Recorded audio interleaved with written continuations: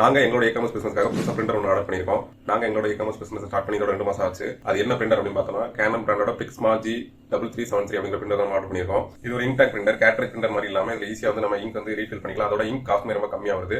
Printing speed நமக்கு ஏற்ற மாதிரி இருந்ததுனால நம்ம இந்த பிரிண்டர் சூஸ் பண்ணிருக்கோம். இதோட பிரைஸ் எவ்வளவு பாத்தீங்கன்னா 13,000 வருது. e-commerce பிசினஸ் ஸ்டார்ட் பண்ண உடனே பிரிண்டர் அவசியமா அப்படி நிறைய பேர் கொஸ்டின் வந்திருக்கும். நான் அதுக்கு ஆன்சர் பண்றேன். நாங்க ஒர்க் பண்ணிக்கிட்டே தான் e-commerce பிசினஸ் ஸ்டார்ட் பண்றோம். அதனால ஒர்க் போயிட்டு வந்து நைட்ல தான் லேட் நைட்ல தான் வந்து நான் ஆர்டர் பேக் பண்ற மாதிரி இருக்கும். ஸோ அந்த நேரத்தில் வந்து நம்ம லேபிள் டவுன்லோட் பண்ணி பிரிண்ட் அவுட் எடுக்கிறது முடியாத காரியம்.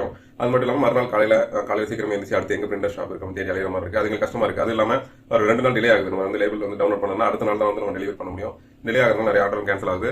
அது ஒரு நாளைக்கு 5 ஆர்டர் மேலே வர ஆரம்பிச்சிருச்சு. ஸோ இதனால எங்களுக்கு வந்து பிரிண்டர் வந்து கண்டிப்பா அவசியமா இருந்ததுனால நாங்கள் பிரிண்டர் ஆர்டர் பண்ணிருக்கோம். அதுக்காக எவ்வளவு காசு கொடுத்து நம்ம பிரிண்டர் வாங்க வேண்டியிருக்குமா அப்படின்னு கேட்கலாம். எங்களுக்கு வந்து வேற சில காரணங்களும் பிரிண்டிங் வச்சு வேற சில ஐடியாஸ் இருக்கிறதுனால நாங்கள் 13,000 கொடுத்து இந்த பிரிண்டர் வாங்கியிருக்கோம். உங்களுக்கு லேபிள் மட்டும் டவுன்லோட் பண்ணணும் அப்படின்னா 5,000க்கு ரொம்ப நல்ல பிரிண்டர்ஸ் எல்லாம் கிடைக்குது. நீங்க அதை சூஸ் பண்ணிக்கலாம். நீங்க e-commerce பிசினஸ் ஸ்டார்ட் பண்ண உடனே பிரிண்டர் வந்து வாங்கணும்னு அவசியம் இல்லை. ஸ்டார்ட் பண்ண புதுசுல வந்து பக்கத்தில் இருக்க ஏதோ ஒரு கடையில் போயிட்டு நீங்க பிரிண்ட் அவுட் எடுத்துக்கலாம். மினிமம் 5 to 10 ரூபாய் கேட்பாங்க.